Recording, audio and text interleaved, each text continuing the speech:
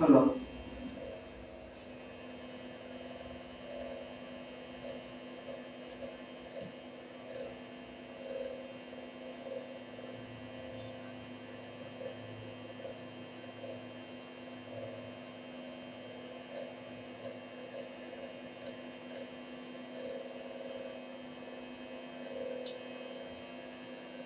Hi friends, good evening for all of you.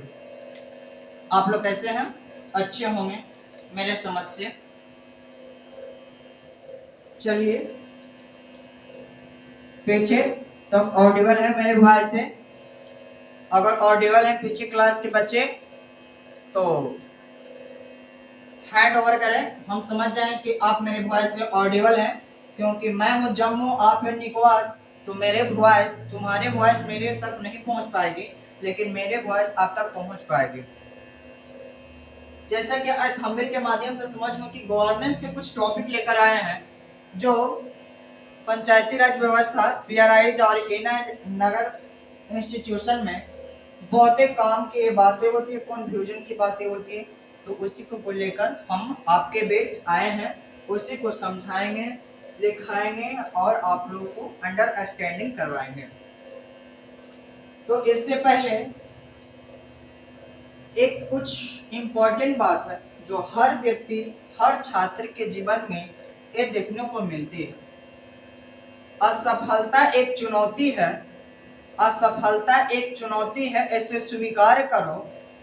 देखो क्या कमी रह गई, इसे सुधार करो। कहने का मतलब अपने जीवन में असफलता पा रहे हो तो इसके मतलब ये नहीं कि आप सब काम सही कर रहे हैं, उसके बावजूद भी आप असफलता पा रहे हैं। असफलता पाना बहुत बड़ी बात नहीं है। ये छोटी से छोटी छोटी गलतियों की वजह से असफलता जीवन में बहुत ही बार मिलती है। तो असफलता मिलने से हम लोग का निराश नहीं होनी चाहिए, बल्कि असफलता को स्वीकार कर कर अपने जीवन में देखेंगे कि क्या कमी रह गई जिस वजह से असफलता मुझे प्राप्त हुई, और उस कमी को दूर करेंगे तो अगले टाइम में हम लोग को सफलता प्राप्त होगी और सफलता से भेंट होगी। तो असफलता जीवन में बहुते बार आती रहती है। तो असफलता एक चुनौती है, असफलता एक चुनौती है, इसे देखो और क्या कमी रह गई इसे सुधार करो और अपने लाइफ में आगे बढ़ो। तो सॉरी, एक्सट्रीमली सॉरी, कुछ हेल्थ इशू की वजह से आप लोगों का खसखसाहट की आवाजें सुनाई पड़ेगी। जैसा कि गांव देहात में विंटर सीजन में देखे होंगे आपके दादी के ओर में ऐसी आवाजें सुनाई देखने को मिलती होंगी। चलिए आगे हम लोग बढ़ जाते हैं।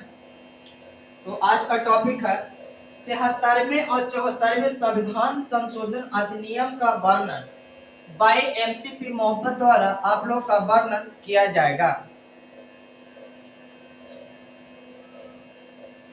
क्यों डरे जिंदगी में क्या होगा, क्यों डरे जिंदगी में क्या होगा, कुछ नहीं होगा तो तजुर्बा होगा, कुछ नहीं होगा तो तजुर्बा होगा। अपने जीवन में लक्ष्य को पाने के लिए बार बार विफलता भी मिलती है। विफलता को चुनौतियों से झेलकर सफलता पाने के लिए जो लास्ट बार प्रयास करता है वही सच्चे और मेहनती सहनशीलता छात्र होते हैं। चलिए अगले स्लाइड की ओर हम लोग देख लेते हैं क्या है हम लोग का। चलिए हम लोग को आ गया अगले स्लाइड में 73वें संविधान संशोधन अधिनियम के प्रावधान, महत्वपूर्ण प्रावधान को हम लोग देखेंगे। क्या करेंगे? महत्वपूर्ण प्रावधानों को हम लोग देखेंगे। क्या क्या इसका प्रावधान है इसे हम थोड़ी सी वर्णन कर देते हैं, उसके बाद हम इसे स्टैंडिंग करवा को आप लोगों को डिटेक्शन करवाएंगे। डिटेक्शन करवा के आगे अगले स्लाइड की ओर, अगले टॉपिक की ओर बढ़ेंगे। तो मजे आएंगे, खुश रहिए, मस्त रहिए, मजे मजे में पढ़ते रहिए। किसी चीज का दुख तकलीफ नहीं होनी चाहिए जीवन में। ऐसे भी अक्सर जिस इंसान के जीवन में दुख तकलीफ नहीं आती है वो इंसान कैसा वो तो एक प्रकार से भगवान का रूप हो जाता है। लेकिन हम लोग को मनुष्य के जीवन में कर्तव्य करने का मिला है, तो भगवान नहीं बनने की प्रयास करनी चाहिए। कर्तव्य के रूप में, मनुष्य के रूप में ही एक दूसरे के भगवान के रूप में दिखाई देनी चाहिए। चलिए इसका हम लोग वर्णन करते हैं। पहले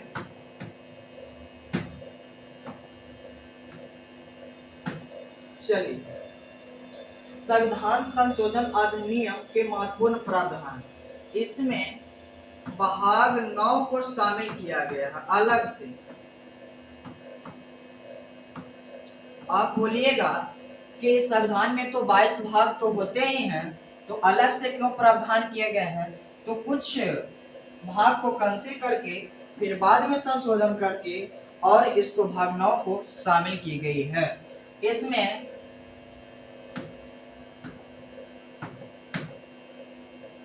16 आर्टिकल का वर्णन है।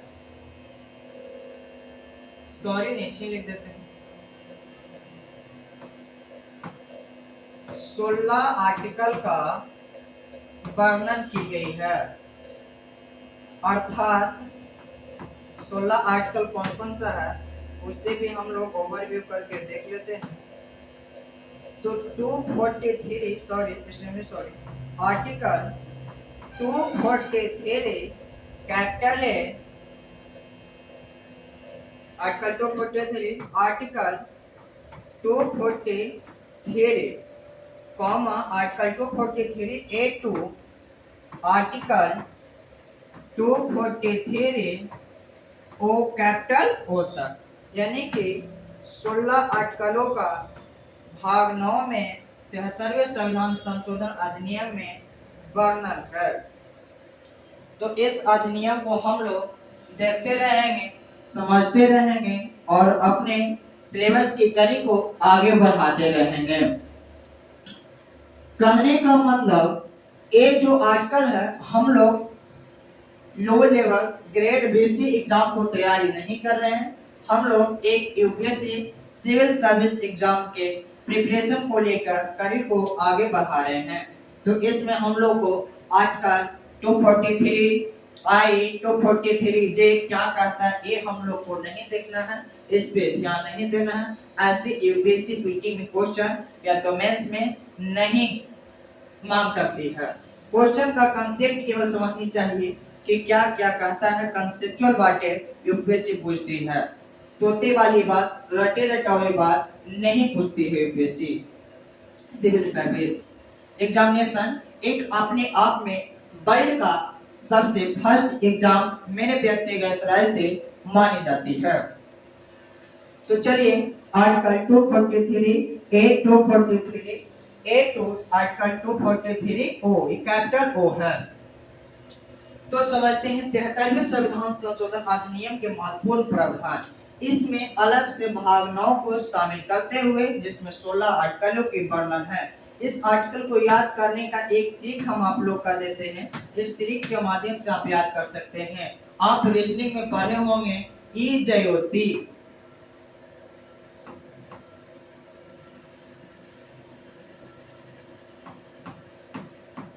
ई ज्योति कहने का मतलब ई आता है 5 नंबर पे, जे आता है 10 नंबर पे,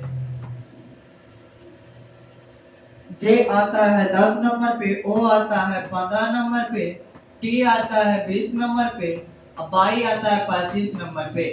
तो आर्टिकल 243 एक फुट इसको मान लेते, अलग मान लेते हैं। तो आर्टिकल 243 टू 243 ओ तक 15 आर्टिकल आ जाएंगे। तो यहाँ से हम लोग एक ट्रिक के माध्यम से, ई ज्योति ट्रिक के माध्यम से आर्टिकल 15 तक 243 ए टू 243 ओ तक हम लोग को कवर हो गई। एक फुट वाले को 243 कंसेप्ट माइंड के तरीके से याद रखेंगे। इसमें अनुसूची 11 को शामिल की गई है। कौन सा अनुसूची शामिल की गई है? अनुसूची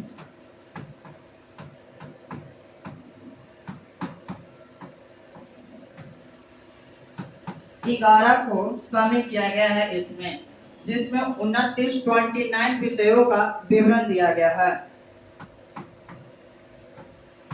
29 विषयों का विवरण दिया गया है। एक बार ओवरव्यू कर देते हो, ओकर बाद फिर समझाएंगे, एक बार और लास्ट पर समझाएंगे, ओकर बाद फिर इसको लिखाएंगे। 73वें संविधान संशोधन अधिनियम के महत्वपूर्ण प्रावधान को देखते हुए यह प्रावधान किया गया है कि इसमें भाग 9 को शामिल करते हुए, जिसमें 16 आर्टिकल का वर्णन है। Article 243 243 capital A to 243 capital O तक। इसे याद करने के लिए ई ज्योति हम लोग सीसेट रीजनिंग में एक ट्रिक पढ़ते हैं। ई ज्योति 5 10 15 20 25, तो हम लोग को एक ए आर्टिकल ए 243 फुट मान जाती है, अलग मान जाती है। तो हम लोग का कैपिटल अल्फाबेटिकल ए टू ओ तक 15 आ गए हैं, तो हम लोग यहाँ से याद हो गया कि आर्टिकल 243 तो ए 243 ओ तक। यहाँ तक समझ में आया होगा। फिर इसमें अनुसूची, इसमें एक अनुसूची को शामिल किया गया है, अर्थात 11वें अनुसूची को शामिल करते हुए इसमें 29 विषयों का विवरण दिया गया है, जिसकी कुछ विवरण महत्वपूर्ण विवरण को निम्नलिखित तरीके से आपके सामने प्रस्तुत करेंगे डिक्टेशन के टाइम। आई होप कि आप इसे समझ में आया होगा। पहले आप हेडिंग बनाइए 73वें संविधान संशोधन अधिनियम के महत्वपूर्ण प्रावधान, उसके नीचे जैसे जैसे मैं लिखे हैं उसी तरीका से आप लिख लीजिए। यही आपका एक शॉर्ट नोट्स है, इसी से हम आगे डिटेक्शन आपके सामने करवाएंगे। तो जल्दी से आप लोग इसे बनाइए। आप लोग का पीटी में डर बनी रहती है, लेकिन मेंस में आप लोग का दिक्कत नहीं होनी चाहिए, क्योंकि मेंस का इतना ही पकड़ अच्छी दे देते हैं कि मेंस में दिक्कत नहीं होनी चाहिए।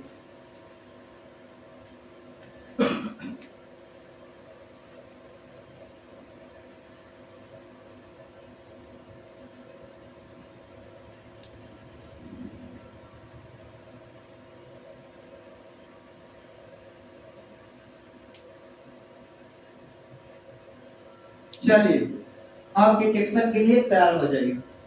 पहला पॉइंट वाइज लिखेंगे। पहला पॉइंट लिखेंगे,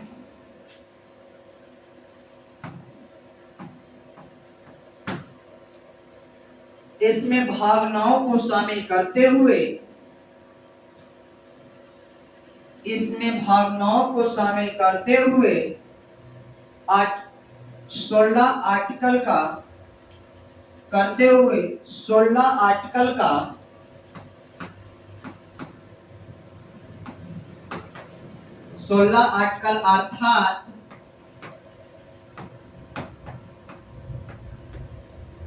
अर्थात article 243 article 243 A to capital 243 capital O तक।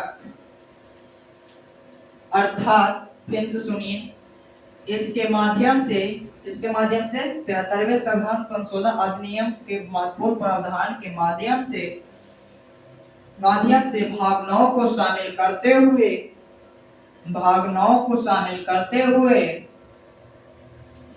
16 आर्टिकल अर्थात आर्टिकल 243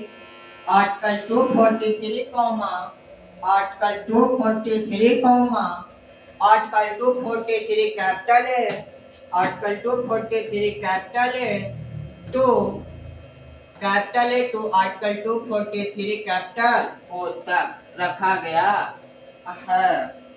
दूसरा पॉइंट लिखिएगा। इसमें पहला आप लोग अच्छे से लिख लें। दूसरा, इसके माध्यम से एक नया अनुसूची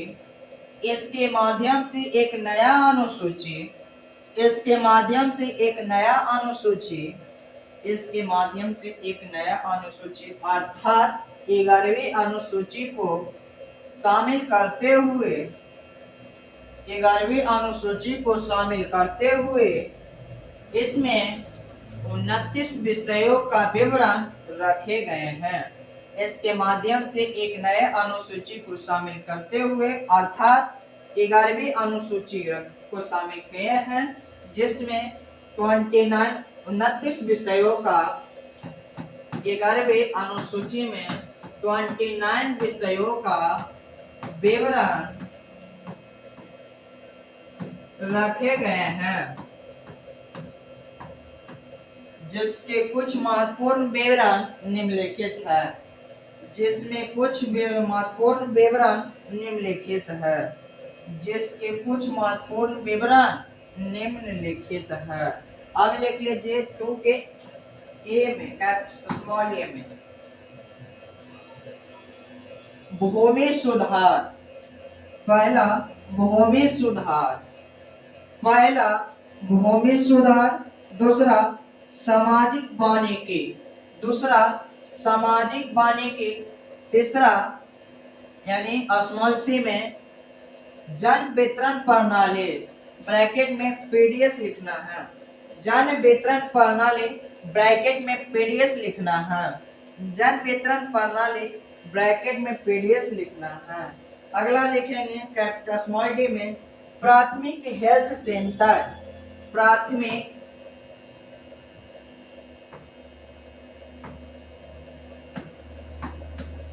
प्राथमिक हेल्थ सेंटर।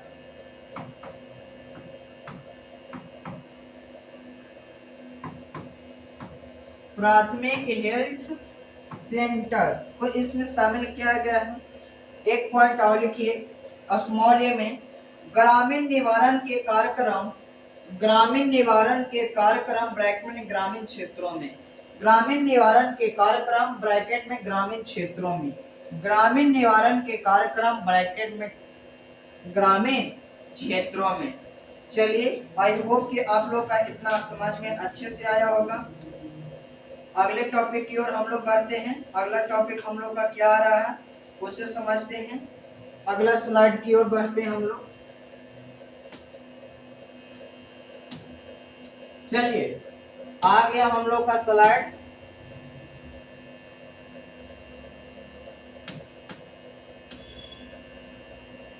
तिहत्तरवें संविधान संशोधन का संरचनात्मक एकीकरण के लिए प्रयास, यानी कि संरचनात्मक स्ट्रक्चरल यूनियन के लिए किए गए प्रावधान के बारे में जो प्रयास किया गया है उसी को हम लोग क्या करेंगे, समझेंगे।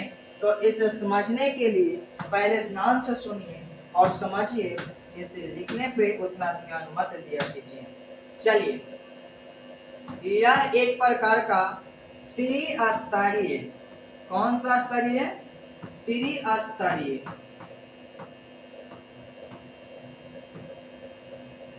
त्रिस्तरीय थ्री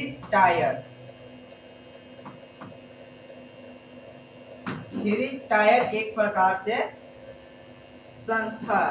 ये कौन सा संस्था है? त्रिस्तरीय थ्री टायर एक प्रकार से संस्था है।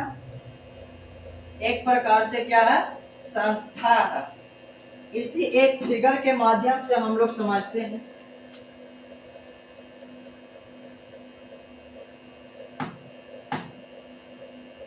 एक त्रिभुज ले लेते हैं।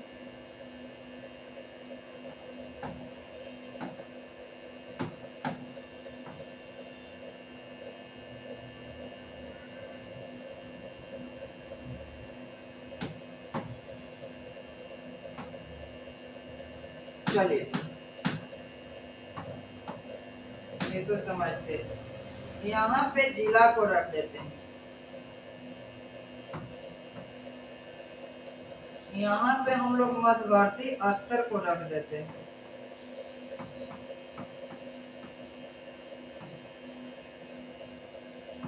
यानी 20 लाख से कम जनसंख्या वाले राज्यों में मध्यवर्ती स्तर का गठन नहीं किया जाएगा। यहाँ पे हम लोग ग्राम रख देते हैं। इसमें हायरार्की का एक संबंध मानी जाती है। ये सब में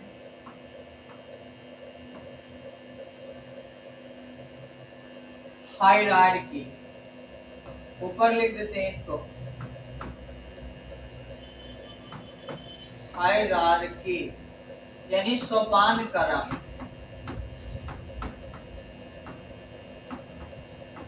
सोपान क्रम यानी कि जिला, मध्यवर्ती और ग्रामीण सोपान क्रम। इसमें 73वें संविधान संशोधन संशोधन एकीकरण के लिए प्रयास में कहने का त्रिस्तरीय का मतलब ये तीनों में जिला, मध्यवर्ती और ग्राम में एक दूसरे से संबंध होती है। यानी कि ग्राम जो काम करेगी वह मध्यवर्ती को सूचना देगी और मध्यवर्ती जो करेगी वह जिले की सूचना देगी। जिले कुछ करेगी ग्राम को सूचना देगी, ग्राम कुछ करेगी जिले की सूचना देगी। एक दूसरे में क्या है, एक दूसरे से जुड़ाव है, एक दूसरे से लिंक है। तो इसी को थ्री टायर्स ना बोलकर त्रिस्तरीय, थ्री टायर हम लोग बोलते हैं। क्या करते हैं, थ्री टायर हम लोग संस्था के रूप में जानते हैं। चलो इसको आप अपने तरीके से नंबर वाइज लिखिए। पहला लिखिए, पहला पॉइंट में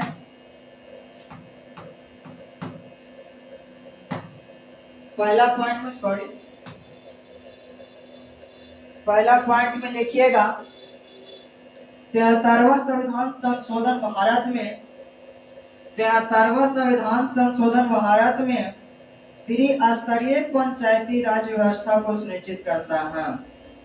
73वां संविधान संशोधन अधिनियम भारत में, 73वां संविधान संशोधन अधिनियम भारत में त्रिस्तरीय पंचायती राज व्यवस्था को सुनिश्चित करता है।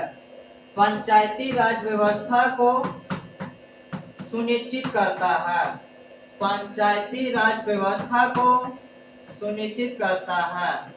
PRIs पंचायती राज व्यवस्था को सुनिश्चित करता है। दूसरा पॉइंट लिखिएगा, त्रिस्तरीय का तात्पर्य, त्रिस्तरीय का त्रिस्तरीय का तात्पर्य यह है कि, त्रिस्तरीय का तात्पर्य यह है कि इन तीनों के बीच सोपान क्रम, इन तीनों के बीच सोपान क्रम, इन तीनों के बीच सोपान क्रम अर्थात हायरार्की, हायरार्की सोपान क्रम का संबंध मानी जाती है। हायरार्की, इनमें त्रिस्तरीय का तात्पर्य, त्रिस्तरीय का तात्पर्य यह है कि इन तीनों में सोपान क्रम हायरार्की का संबंध मानी जाती है, हायरार्की का संबंध मानी जाती है। यानी एक दूसरे पे डिपेंड राय मत लेके कुछ भी आगे का कार्यक्रम करेगी उसी को हम लोग सोपान क्रम हायरार्की का संबंध, त्रिस्तरीय का मतलब दूसरा पॉइंट में हम समझाए हैं।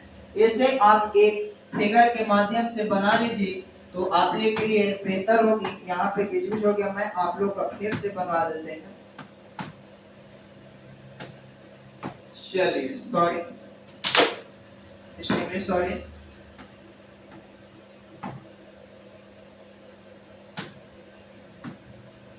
चलिए यहाँ पे हम लोग फ्रेश से यहाँ बनाते हैं। यहाँ पे हम लोग जिला को ले लेते हैं। किस चीज को, जिला को। चलिए यहाँ पे मध्यवर्ती को ले लेते हैं।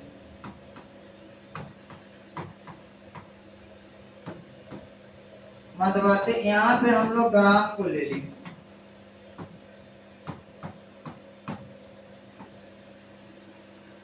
इसमें हायरार्की का संबंध माने जाते हैं।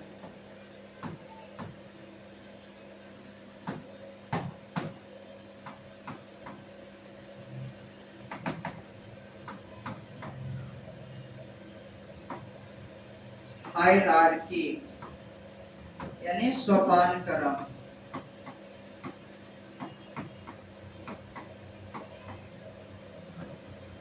इसे आप फिगर बनाइए। उसके बाद अगले पॉइंट, मेजर पॉइंट जो तीसरा हम लोग पे आने वाला है, इसके ऊपर लिख देगा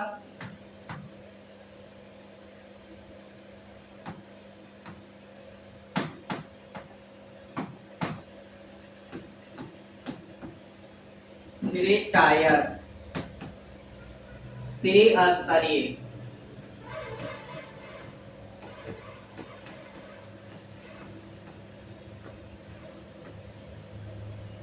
चलिए इसे बनाइए और तीसरा पॉइंट लिखिएगा, जिस राज्य की जनसंख्या 20 लाख से कम होती है, जिस राज्य की जनसंख्या 20 लाख से कम होती है, उस राज्य में मध्यवर्ती स्तर की गठन नहीं की जाएगी। जिस राज्य की जनसंख्या 20 लाख से कम है, उस राज्य में मध्यवर्ती स्तर की अर्थात मध्यवर्ती स्तर PRI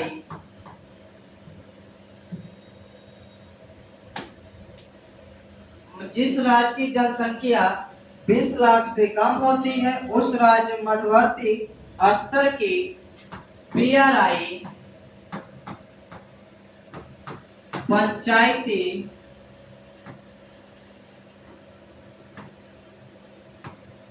पंचायती राज इंस्टीट्यूशन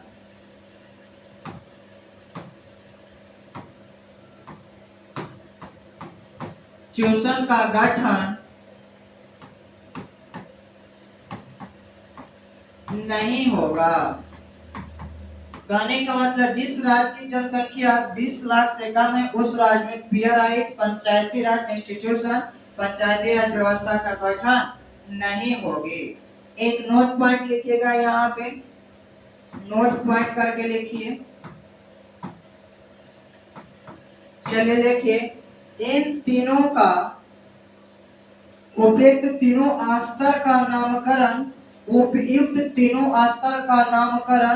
राज्य सरकार कानून द्वारा होगा। उपयुक्त तीनों स्तर का नामकरण राज्यों के कानून से होगा। उपयुक्त तीनों स्तर का नामकरण राज्य कानून से होगा।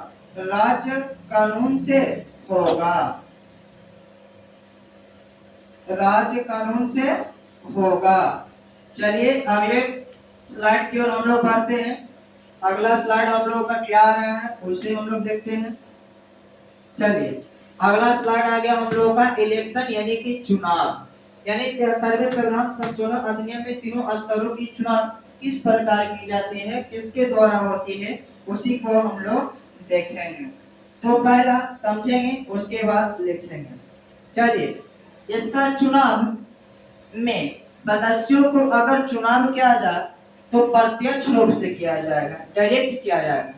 अगर इसका मेंबर की चुनाव किया जाए तो अप्रत्यक्ष रूप से, इनडायरेक्ट रूप से किया जाएगा, अप्रत्यक्ष रूप से किया जाएगा, अप्रत्यक्ष रूप से किया जाएगा। इसमें मतदान करने की आयु 18 वर्ष की होती है। कौन सी वर्ष की होती है?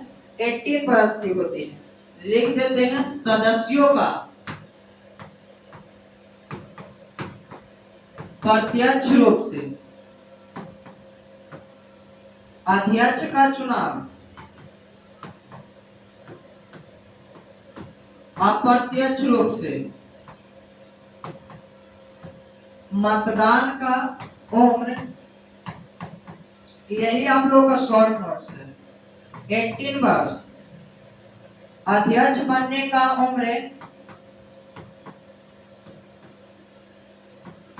21 ईयर्स। चलिए यही आप लोग का शॉर्ट नोट्स है, फिर में से लैंग्वेज के माध्यम से लिखाएंगे। तो पहला सदस्यों का चुनाव प्रत्यक्ष रूप से होगा और अध्यक्षों का चुनाव अप्रत्यक्ष रूप से होगा, और मतदान करने की उम्र 18 वर्ष की होती है। अध्यक्ष का, इसका अध्यक्ष बनने की उम्र कम से कम मिनिमम 21 ईयर्स की होनी चाहिए। तो इसमें पहला पॉइंट लेकर लिखिएगा,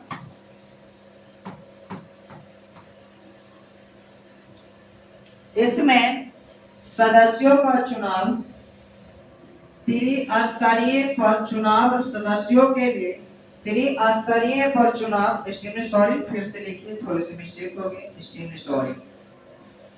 त्रिस्तरीय पर सदस्यों के चुनाव के लिए प्रत्यक्ष होते हैं।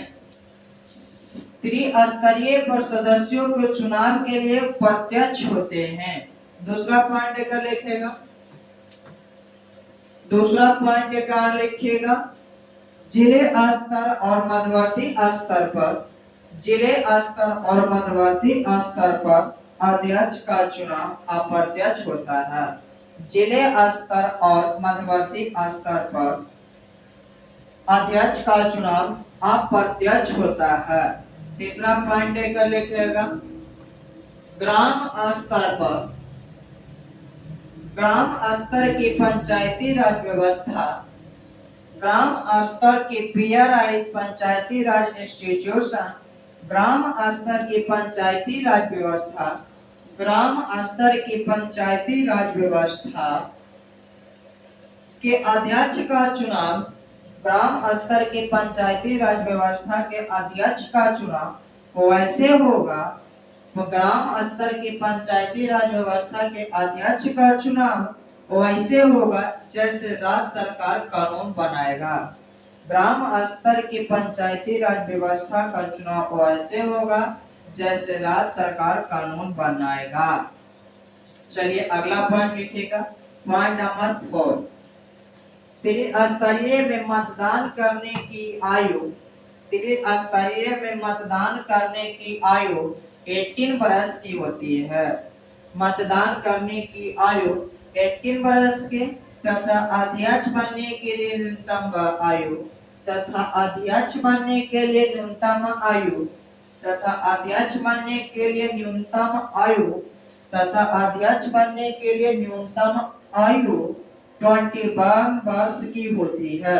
21 वर्ष की होती है। अध्यक्ष बनने की न्यूनतम आयु 21 वर्ष की होती है। कितने वर्ष की होती है? 21 वर्ष की। मेजर पॉइंट के माया चौथा आया। पांचवा, चुनाव का संचालन, चुनाव का संचालन आर्टिकल 243 कैपिटल ए, पांचवा देखिएगा, चुनाव का संचालन आर्टिकल 243 कैपिटल के, ए से होता बताए तो उसमें कैपिटल के, चुनाव का संचालन कैपिटल 243 कैपिटल ए 243 के तहत चुनाव का संचालन आर्टिकल 243 के तहत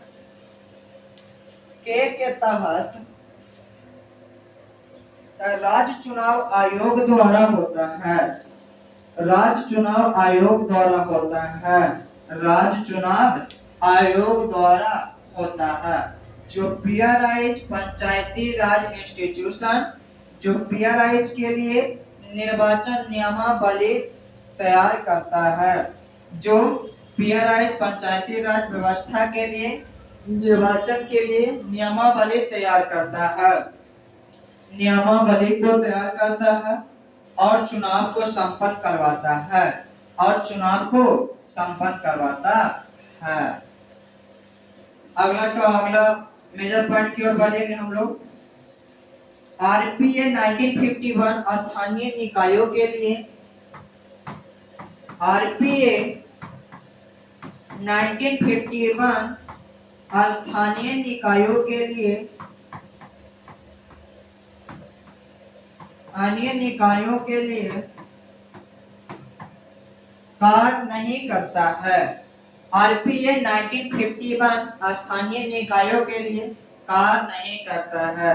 लास्ट और अंतिम पॉइंट, राज्यों में निर्वाचन हेतु, राज्यों में निर्वाचन हेतु, राज्यों में निर्वाचन हेतु, राज्यों में निर्वाचन हेतु, राज्यों में निर्वाचन हेतु, राज्यों में निर्वाचन हेतु अन्य प्रक्रियात्मक प्रावधान, राज्यों में निर्वाचन हेतु अन्य प्रक्रियात्मक प्रावधान, अन्य प्रक्रियात्मक प्रावधान राज्य पंचायती राज अधिनियम से तय होता है।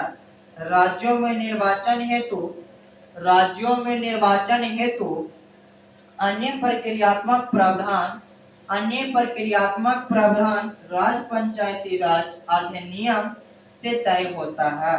राज्य पंचायती राज अधिनियम से तय होता है। चलिए अगले स्लाइड की ओर हम लोग बढ़ेंगे। अगले स्लाइड में हम लोग को क्या कहता है उसी को लेकर हम लोग क्या करेंगे, बढ़ेंगे और इसी को कार्य को आगे बढ़ाते रहेंगे हम लोग।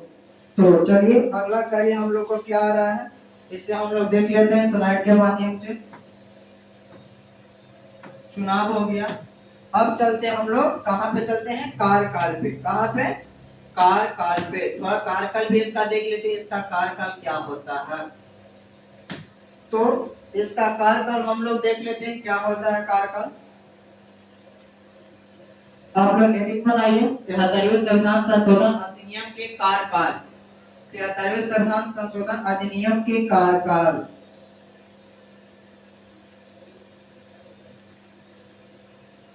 इसमें चलिए पहले इसे हम लोग समझते हैं।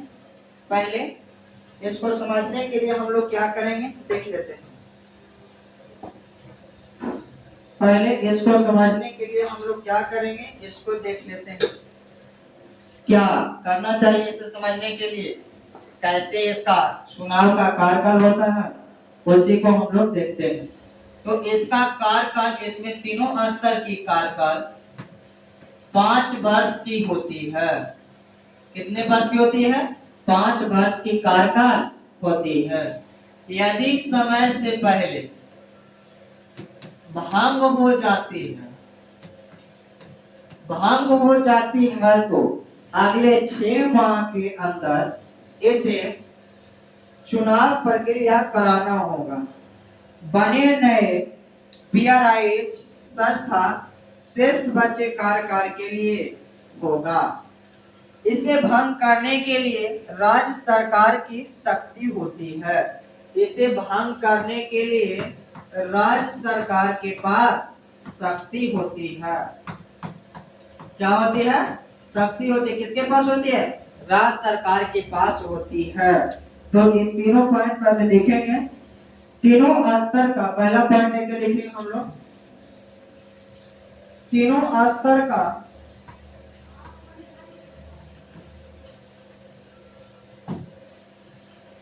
पहला पॉइंट लेकर लिखेंगे हम लोग। तीनों स्तर का कार्यकाल, तीनों स्तर का कार्यकाल 5 वर्ष की होती है।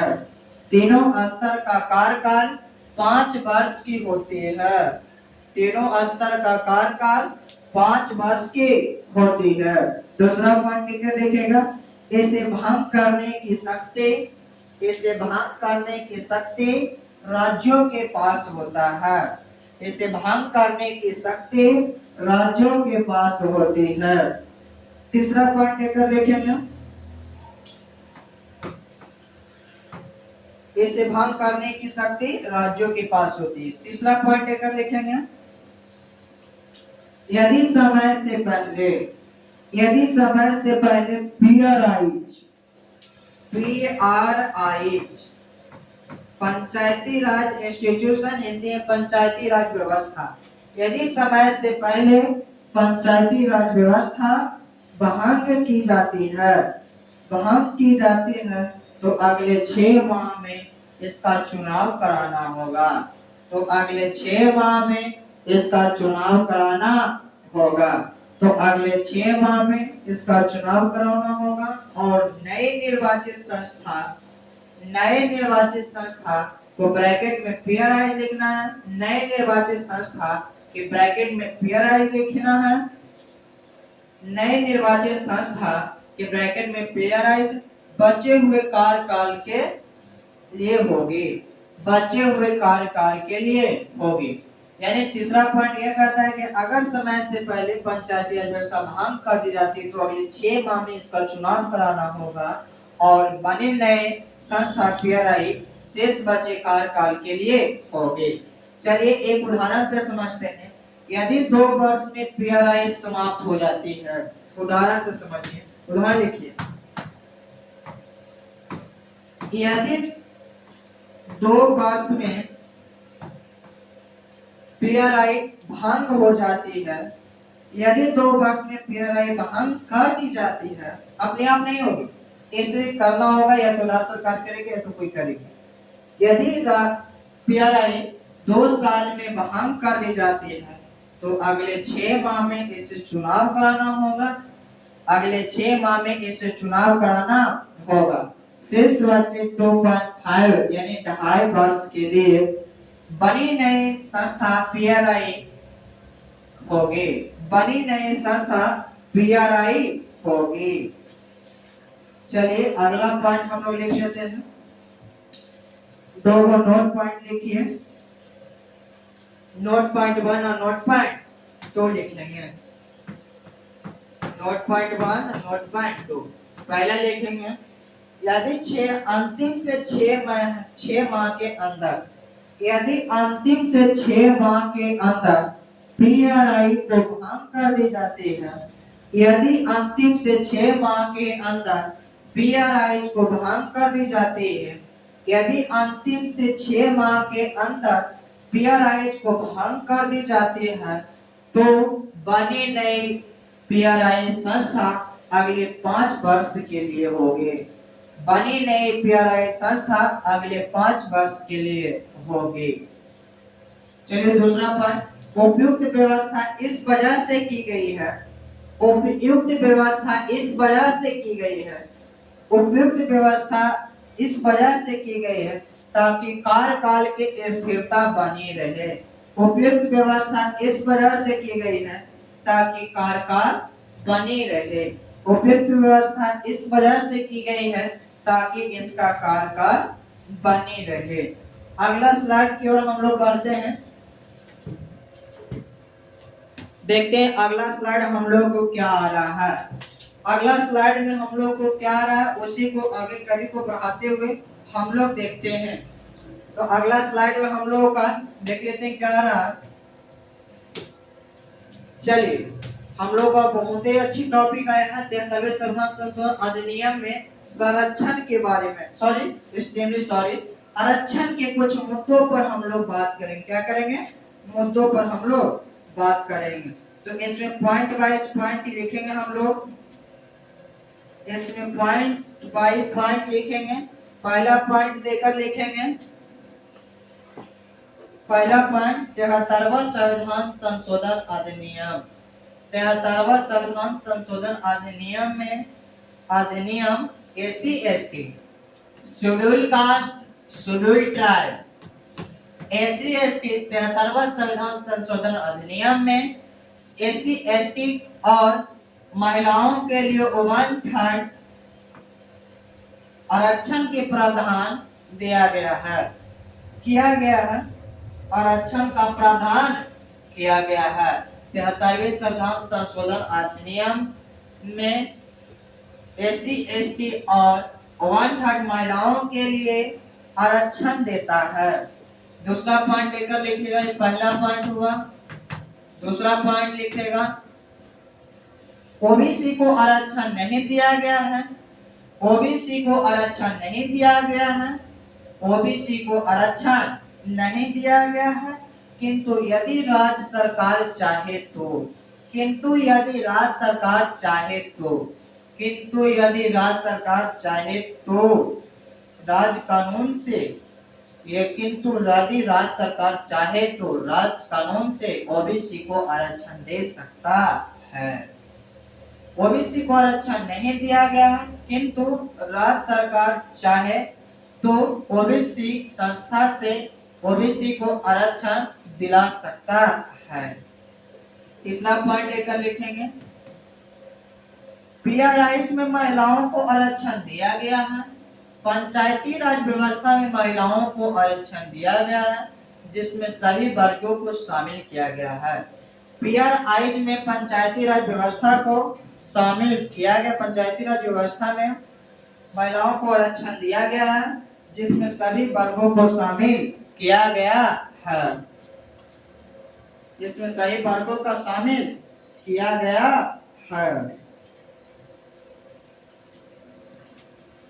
अगला, यहाँ आरक्षण सभी वर्गों में चक्रानुक्रम में दिए जाते हैं। यहाँ सभी वर्गों में, यहाँ सभी वर्गों में, यहाँ सभी वर्गों में आरक्षण चक्रानुक्रम सॉरी, यहाँ सभी वर्गों में, यहाँ सभी वर्गों में, यहाँ सभी वर्गों में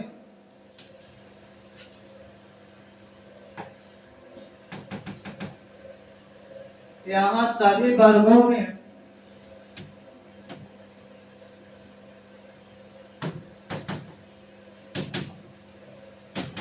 यहाँ सभी वर्गों में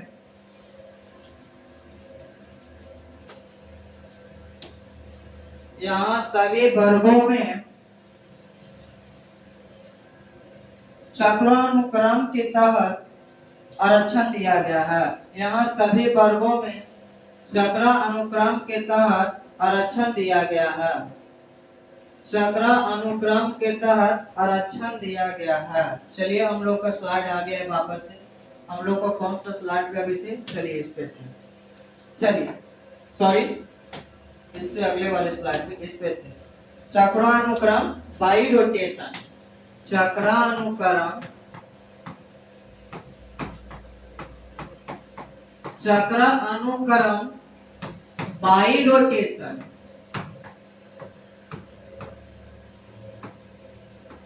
रोटेशन का आरक्षण दिया गया है।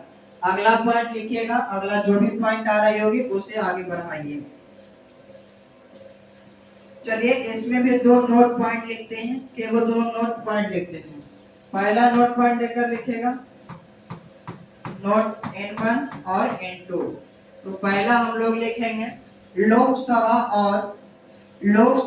और विधानसभा में, लोकसभा और विधानसभा में परिसीमन के माध्यम से, लोकसभा और विधानसभा में परिसीमन के माध्यम से, लोकसभा और विधानसभा में परिसीमन के माध्यम से आरक्षित सीटें नियत कर दी जाती है। लोकसभा और विधानसभा में परिसीमन के माध्यम से सीटें आरक्षित कर दी जाती है। सीटें आरक्षित कर दी जाती, आरक्षित सीटें नियत कर दी जाती है। सॉरी, फिर से सुनिए, लोकसभा और विधानसभा में परिसीमन के माध्यम से आरक्षित सीटों को नियत कर दी जाती है। इसी में कंटिन्यू करके लिखिए, कंटिन्यूटी में, अर्थात वहां चक्रानुक्रम का सिद्धांत लागू नहीं है, अर्थात वहां चक्रानुक्रम का सिद्धांत लागू नहीं है। पर नोट पॉइंट 1 को समझिए पहले।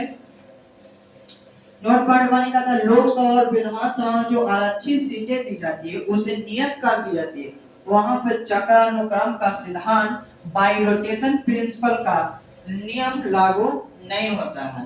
नोट पॉइंट 2 करके लिखिए, लोकसभा और विधानसभा में 106 में संविधान संशोधन, लोकसभा और विधानसभा में, लोकसभा और विधानसभा में 106 में और 106 में संविधान संशोधन के माध्यम से, 106 में संविधान संशोधन के माध्यम से महिलाओं को आरक्षण में एससी एसटी का महिला का कोटा तय किया गया है। माध्यम से महिलाओं में एससी एसटी के महिला के लिए आरक्षण तय किया गया है, आरक्षण तय किया गया है। जबकि पीआरआई पंचायती राज व्यवस्था में ऐसा नहीं है, जबकि पंचायती राज व्यवस्था पीआरआई में ऐसा नहीं है।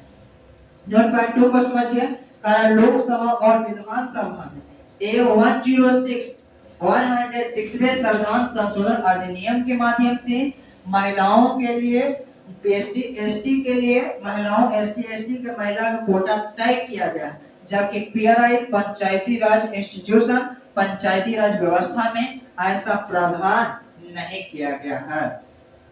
चलिए हम लोग यहाँ तक देख लिए हैं, एक और देख लेते हैं इसका भूमिका क्या होता है। तो भूमिका को कुछ नहीं करना है, अगले स्लाइड में भूमिका है। चलिए भूमिका को हम लोग देख लेते हैं।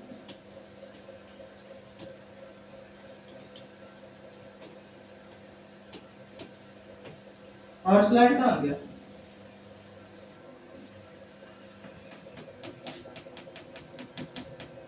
सॉरी, चलिए यहीं तक, आगे की स्लाइड नहीं है, आगे की स्लाइड की कल बात की जाएगी। तो आज के लिए सीमा को यहीं समर्पित करते हैं। आप लोग अच्छे से आनंद से रहिए। Thanks for everyone, good night for all of you.